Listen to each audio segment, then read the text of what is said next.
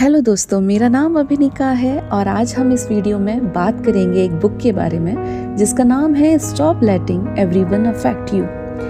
ये बुक हमें बहुत सारी इम्पोर्टेंट बात समझाती है, जिसमें से 5 इम्पोर्टेंट बात आज हम करेंगे इस वीडियो में। सबसे फर्स्ट पॉइंट की बात करूं, द 10-90 रूल, यानी कि रिएक्शन इज एवरीथिंग। इसमें क्या बताया गया कि आप यूँ समझें कि अब अगर हमारी लाइफ में 10% चीज़ें वो होती हैं जो हमारे साथ हुई होती हैं, लेकिन 90% इस बात पर डिपेंड करता है कि हम उन्हें रिएक्ट कैसे करते हैं। दूसरों का बिहेव करना उनका 10% है, लेकिन आपका पूरा दिन खराब होना आपके रिएक्शन पर डिपेंड करता है।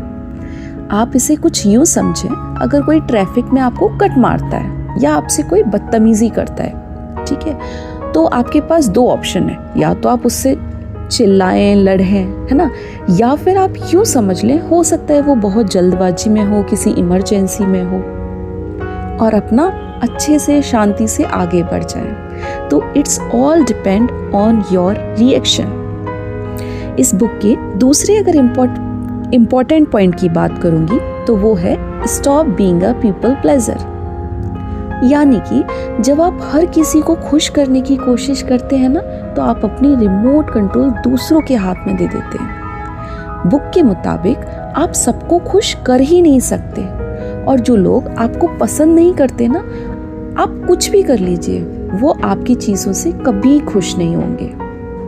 आपको मैं कुछ यूँ समझाऊँ कि आपने कभी सोचा है दोस्तों कि आपकी खुशी इतनी सस्ती क्यों है?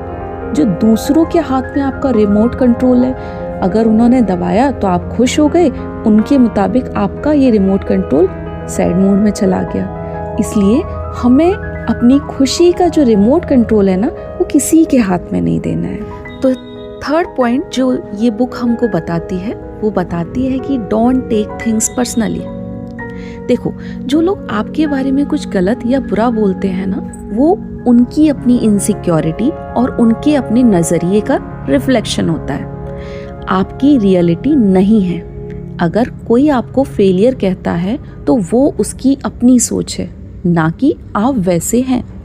इसको कुछ यूँ समझें कि ऑफिस में अगर बॉस आपके काम की बुराई करता है तो उसका मतलब ये नहीं है कि आप बुरे इंसान हैं। शायद आपके बॉस का दिन बुरा हो सकता है या उनका काम करने का तरीका अलग हो सकता है, बट इट्स नॉट मीन कि आप जो है वो उनका रिएक्शन अपने ऊपर हावी कर लें। ओके, अब अगर मैं 4th पॉइंट की बात करूं इस बुक के, तो वो बोलती है कि focus on what you can control.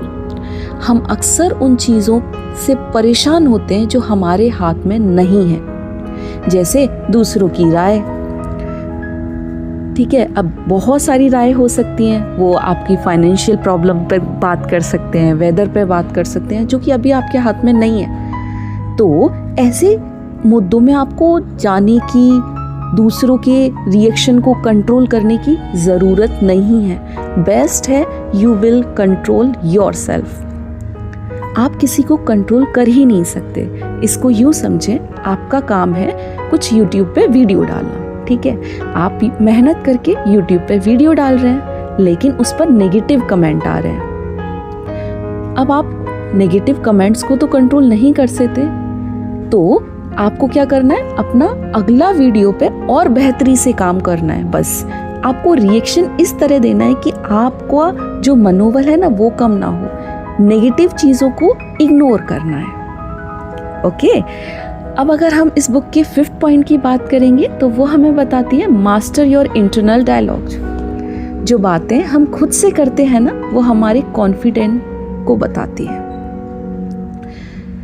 अगर आप खुद को बार बार कहेंगे ना कि लोग मेरे बारे में क्या सोचेंगे, तो आप हमेशा डरते रहेंगे। जैसे कि अगर मैं एग्जांपल दूं, इंटरव्यू से पहले ये सोचने की जगह कि अगर मैं रिजेक्ट हो गया तो सब हंसेंगे, लेकिन आप कुछ यूँ समझें कि मैंने अपनी तैयारी पूरी करी है, अब जो होगा सो देखा जाएगा। जो भी होगा वो देखा जाएगा, वो रिजल्ट बताएगा। अगेन, ये आपके हाथ में नहीं है। आपने अपना रोल, अपना पार्ट बखूबी निभाया, बहुत अच्छे से अपना इम्पोर्टेंट रोल किया। कैसे?